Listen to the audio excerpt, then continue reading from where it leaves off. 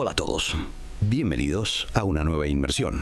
Esta vez en un tema que nos lleva al corazón de España. Al corazón de España, sí. Los pueblos fantasma. ¿Pueblos fantasma? En concreto, vamos a explorar aquellos que han quedado abandonados tras las devastadoras inundaciones provocadas por las gotas frías, o danas, como se las conoce técnicamente. Para comprender este fenómeno en profundidad, contaremos con análisis técnicos sobre los daños estructurales. Por supuesto. Relatos conmovedores de las comunidades afectadas. Claro. Y por supuesto la visión experta, Efectivamente. que arroja luz sobre un tema tan complejo. Nuestra misión en esta inmersión es desentrañar las lecciones que podemos extraer de estos pueblos abandonados, que nos revelan sobre la fuerza de la naturaleza y nuestra propia vulnerabilidad frente a ella. Y lo más importante, cómo podemos aplicar este conocimiento para construir comunidades más resilientes ante el desafío del cambio climático. Un montón de preguntas muy interesantes que vamos a ir desgranando poco a poco. Empecemos por entender el impacto brutal de las gotas frías. Los informes que tenemos pintan un panorama sobrecogedor. Describen con crudeza la fuerza bruta de estos eventos meteorológicos, capaces de transformar paisajes enteros en cuestión de horas. Sí, totalmente. Es que es alucinante la capacidad de transformación del paisaje que tiene una gota fría. Es como si un torrente de agua desencadenado arrasara con todo su paso. Totalmente. Casas, puentes, carreteras, incluso pueblos enteros. Incluso pueblos enteros, sí. La gota fría es un fenómeno especialmente violento en la región del Levante español, aunque el cambio climático está expandiendo las zonas de riesgo a regiones que antes se consideraban seguras. Claro, porque antes la gota fría afectaba sobre todo la zona del Mediterráneo, pero con el cambio climático estamos viendo cómo cada vez se está extendiendo a otras zonas de la península, zonas del interior que antes no se veían afectadas. Claro, ya no se puede dar nada por sentado. Y como demuestran casos como el de Valderrubio o Torremocha, el costo humano de estas inundaciones es inmenso. Es inmenso, sí. Valderrubio, por ejemplo, quedó sumergido tras la reactivación de una rambla seca, un cauce que llevaba décadas sin actividad aparente. Una rambla seca. Es que claro, es muy difícil a veces prever este tipo de situaciones, porque claro, son cauces que están secos habitualmente. Claro. Entonces la gente pues no tiene esa percepción del riesgo. Recordemos que las ramblas son cauces fluviales que normalmente están secos, Eso es. pero que pueden llenarse repentinamente durante lluvias torrenciales. En un momento dado, en cuestión de horas, pueden convertirse en auténticos ríos. Y construir en estas zonas de alto riesgo es un factor determinante en la aparición de estos pueblos fantasma. Claro, porque la gente pues se ha sentado ahí tradicionalmente sin tener en cuenta ese riesgo. En el caso de Torremocha, la deforestación de la cuenca alta agravó la fuerza del agua, provocando una avalancha de lodo que sepultó el pueblo. En el caso de Torremocha, pues vemos como la deforestación también ha influido. Es decir, que no solamente es el tema de las lluvias torrenciales, sino que también hay otros factores que agravan la situación. Es decir, que la acción humana, a veces por omisión, a veces por intervención directa, amplifica el poder destructivo de la naturaleza. Sí, porque al final nosotros con nuestras acciones estamos modificando el territorio y eso tiene consecuencias. Y hablando de destrucción, los informes describen con detalle las patologías estructurales que se observan en los pueblos fantasma. Sí. Los ingenieros que han estudiado estos casos hablan de cimientos comprometidos, grietas severas en las estructuras y sistemas eléctricos e hidráulicos completamente inutilizables. Claro, porque una cosa es la fuerza del agua que arrasa con todo y luego está el tema de la humedad. Claro. Que se filtra en las estructuras y que les va deteriorando poco a poco. Sí, he leído sobre eso. Y los ejemplos que mencionan son impactantes. Las casas de adobe tradicionales de Valderrubio, por ejemplo, no pudieron resistir la humedad. Claro, el adobe es un material muy tradicional en estas zonas. Claro. Pero claro, es muy sensible a la humedad. Y en Torremocha, incluso, las estructuras de hormigón armado sufrieron graves daños por carbonatación. La carbonatación es un proceso químico que se produce en el hormigón cuando entra en contacto con el dióxido de carbono del aire. Y esto hace que el hormigón pierda sus propiedades y se vuelva más frágil. Es que si hasta el hormigón se deteriora, realmente da escalofríos pensar en la magnitud del daño.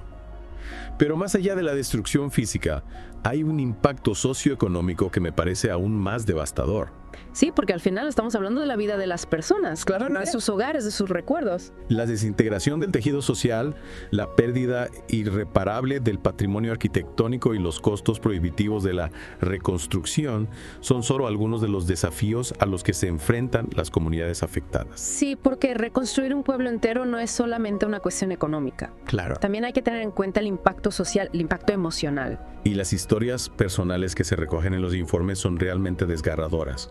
Personas que lo han perdido todo, que han visto desaparecer sus hogares y su forma de vida. La incertidumbre y la ansiedad ante el futuro son palpables en sus testimonios. Es realmente duro. Es realmente duro, porque al final lo que estamos viendo es la pérdida de la identidad de un pueblo, Claro. de su historia, de su cultura. Es importante destacar que este tipo de tragedias no solo borran del mapa pueblos enteros, sino que también se llevan consigo un legado cultural invaluable.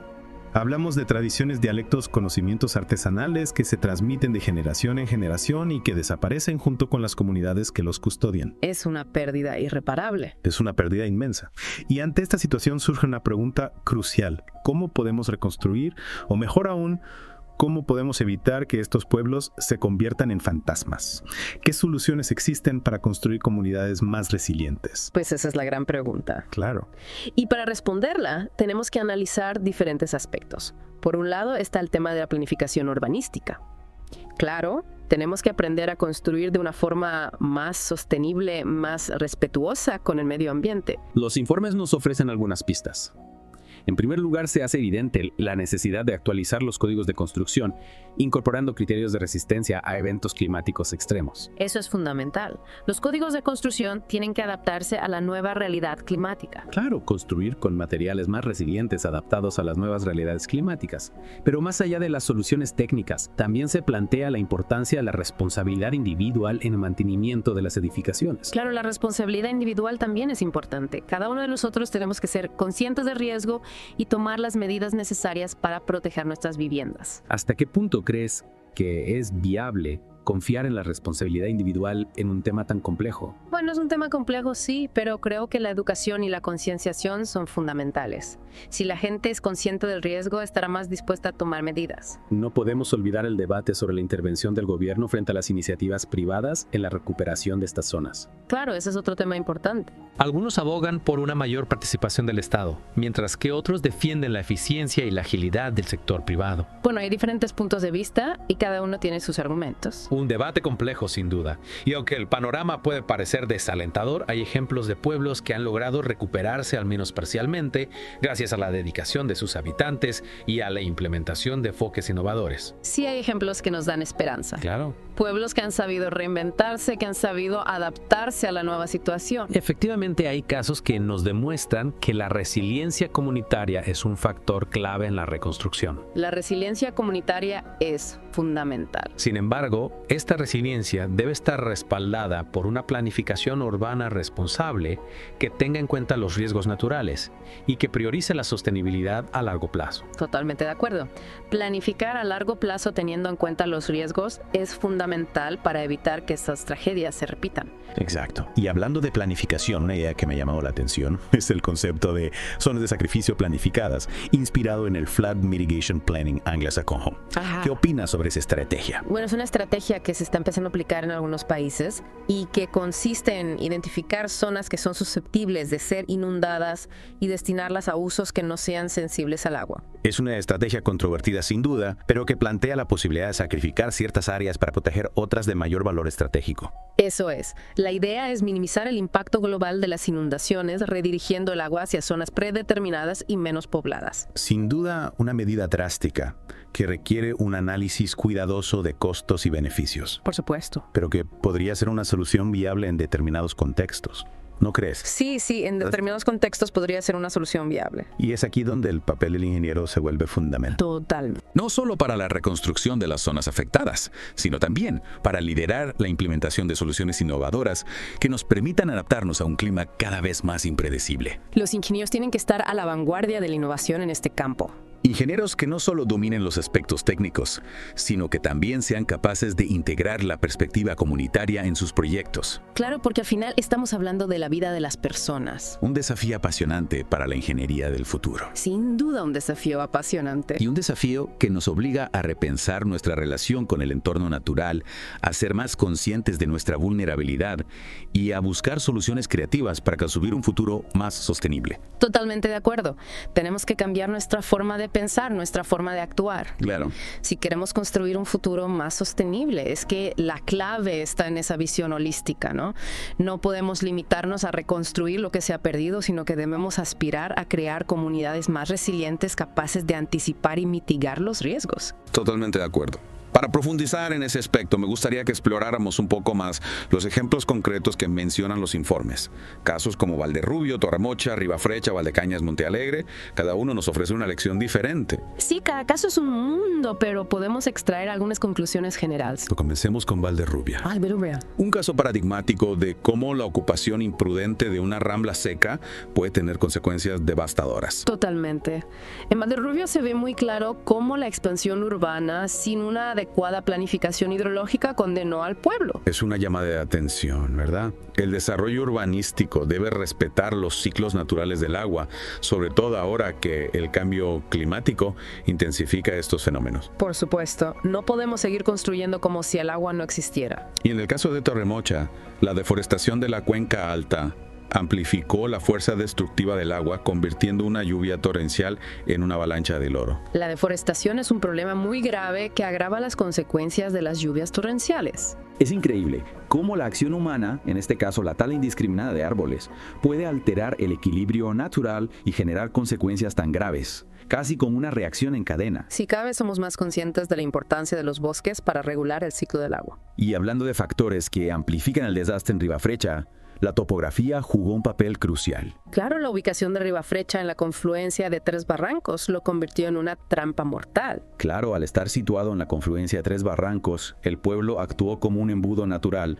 concentrando el caudal de agua y provocando una crecida repentina que arrasó con todo su paso. Una tragedia que nos recuerda la necesidad de estudiar a fondo las características del terreno antes de planificar cualquier desarrollo urbano. Totalmente de acuerdo. La planificación urbanística debe tener en cuenta todos los factores de riesgo. Y en Valdecañas vemos como una infraestructura inadecuada puede convertir una lluvia intensa en una catástrofe. En Valdecañas, la gota fría de 2021 fue la puntilla, pero el problema de fondo era una canalización urbana insuficiente. Entiendo. Es un ejemplo de cómo la falta de inversión en infraestructuras adecuadas puede tener consecuencias devastadoras a largo plazo. Ahorrar en prevención puede salir muy caro. Sin duda, a veces nos olvidamos de que la prevención es la mejor inversión. Y por último tenemos el caso de Montealegre, donde la canalización artificial del río, ignorando los principios básicos de la hidráulica, provocó que el agua recuperara su cauce natural, arrasando con parte del pueblo. En Montealegre se ve muy claro cómo las intervenciones humanas pueden tener consecuencias inesperadas. Es decir, que las intervenciones humanas, si no se basan en un conocimiento profundo de la dinámica natural, pueden generar más problemas de los que resuelven. En este caso, la intención era buena, pero el resultado fue desastroso. es impresionante la variedad de factores que pueden contribuir a la formación de un pueblo fantasma. Y lo más preocupante es que el cambio climático está intensificando estos fenómenos meteorológicos extremos, haciendo que las lluvias torrenciales sean cada vez más frecuentes e intensas. Sí, el cambio climático es un multiplicador de riesgos. Y eso nos plantea un reto aún mayor. ¿Cómo adaptarnos a esta nueva realidad climática y construir comunidades más resilientes, capaces de resistir los embates de la naturaleza? No podemos quedarnos de brazos cruzados. Tenemos que actuar ya. ¿Y qué se está haciendo en ese sentido? Los informes mencionan algunas recomendaciones técnicas para la recuperación de pueblos fantasma. ¿Podrías hablarnos un poco de ellas? Bueno, se habla de técnicas de drenaje perimetral para combatir la humedad, consolidación estructural con materiales compatibles con las construcciones tradicionales. Es decir, que no se trata solo de reconstruir, sino de recuperar la memoria y la esencia de estos pueblos. Exacto, hay que reconstruir, pero también hay que revitalizar. Y para ello es fundamental contar con la participación activa de las comunidades afectadas. Son ellas las que mejor conocen su territorio, sus necesidades y sus aspiraciones. Totalmente de acuerdo, la participación ciudadana es fundamental. Claro, tiene mucho sentido. ¿Y qué papel crees que pueden jugar las iniciativas privadas en este proceso? Las iniciativas privadas pueden ser un motor de cambio. Su agilidad y flexibilidad les permiten responder con mayor rapidez a las necesidades específicas de cada contexto. Pero es importante que se coordinen con la planificación pública para evitar duplicidades y garantizar la coherencia del proceso de reconstrucción. Por supuesto, la colaboración público-privada es fundamental. Un equilibrio delicado como en tantos otros ámbitos. Y hablando de planificación, los informes también destacan la importancia de incorporar el análisis de riesgos en el diseño de infraestructuras y en la ordenación del territorio. El análisis de riesgos debe ser la base de cualquier planificación. Debemos aprender de los errores del pasado y construir teniendo en cuenta los escenarios climáticos futuros. Es fundamental que las nuevas construcciones sean más resilientes, que estén preparadas para afrontar eventos climáticos extremos. Es una inversión a largo plazo. una inversión que nos ahorrará muchos problemas en el futuro. Y ya que hablamos del futuro, me gustaría terminar esta sección con la pregunta para nuestros oyentes. ¿Qué podemos hacer cada uno de nosotros desde nuestra posición para contribuir a la construcción de comunidades más resilientes? Es una pregunta que todos debemos hacernos. Es cierto, la responsabilidad es de todos. No podemos esperar a que otros solucionen el problema, pero a veces uno se siente un poco perdido, ¿no? ¿Qué podemos hacer a nivel individual que realmente marque la diferencia? Pues mira, a nivel individual lo primero es informarse, ¿no? Conocer bien cuáles son los riesgos a los que estamos expuestos y qué medidas podemos tomar para reducir nuestra vulnerabilidad. Y luego pues hay pequeñas acciones que podemos hacer en nuestro día a día que pueden ayudar. Por ejemplo, mantener limpios los desagües y las canalizaciones para que el agua pueda fluir correctamente, revisar el estado de nuestras viviendas para asegurarnos de que están bien preparadas para afrontar lluvias intensas o participar en programas de voluntariado para la prevención de inundaciones. Ya veo acciones sencillas, pero que sumadas pueden marcar la diferencia. ¿Y qué me dices del consumo responsable? Elegir productos y servicios con menor impacto ambiental también contribuye. Por supuesto, porque al final todas nuestras acciones tienen un impacto en el medio ambiente. Y si consumimos de forma responsable, estamos contribuyendo a un modelo de producción más sostenible. Claro, es verdad. A veces nos olvidamos de que como consumidores también tenemos un poder. Y hablando de poder, no olvidemos el poder de la ciudadanía activa. Podemos exigir a nuestros representantes que implementen políticas públicas que promuevan la resiliencia territorial. Totalmente de acuerdo. La presión ciudadana es fundamental para que los gobiernos tomen medidas. ¿Qué tipo de políticas serían las más efectivas en este sentido? Pues políticas que fomenten la construcción sostenible, la gestión responsable del agua, la protección de los ecosistemas naturales.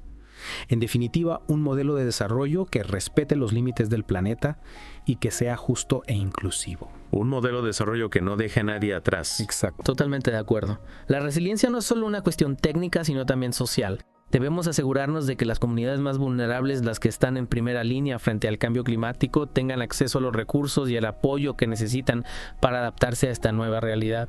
Sin duda, porque al final las comunidades más vulnerables son las que más sufren las consecuencias del cambio climático. Es crucial que se escuchen sus voces, que se tengan en cuenta sus conocimientos y sus necesidades a la hora de diseñar las soluciones. Claro, porque son ellos los que mejor conocen su territorio y sus necesidades. La participación ciudadana es fundamental. Fundamental. Es un mensaje esperanzador, ¿no? A pesar de los desafíos, tenemos la capacidad de actuar y construir un futuro más resiliente. Por supuesto que sí. A lo largo de esta inmersión hemos visto ejemplos de comunidades que han logrado sobreponerse a la adversidad, que han reconstruido sus vidas y sus pueblos con tenacidad y creatividad. Esos ejemplos nos demuestran que la resiliencia es posible, que tenemos la capacidad de adaptarnos y de construir un futuro más sostenible. Totalmente. Y no olvidemos que cada pequeño paso que damos en esa dirección, por insignificante que parezca, contribuye a crear un futuro más seguro y próspero para todos. Cada pequeño gesto cuenta. Un futuro en el que los pueblos fantasmas sean solo un recuerdo del pasado, una lección aprendida, que nos impulse a construir un presente más consciente y responsable. Un futuro en el que hayamos aprendido a convivir con la naturaleza de una forma más sostenible. En efecto. Y con esa visión esperanzadora, pero también con la firme determinación de actuar, cerramos esta inmersión en el mundo de los pueblos fantasma. Una inmersión que nos ha hecho reflexionar sobre los retos a los que nos enfrentamos y sobre las soluciones que podamos poner en marcha. Ha sido un viaje intenso y revelador. Esperamos que esta inmersión les haya brindado nuevas perspectivas sobre este fenómeno tan complejo y les haya inspirado a formar parte del cambio hacia un futuro más resiliente. Un futuro que construimos entre todos. Les invitamos a seguir explorando este tema, a investigar, a cuestionar y a buscar soluciones creativas para los desafíos que nos plantea el cambio climático. Porque el futuro está en nuestras manos. Hasta la próxima inversión, amigos. Hasta pronto.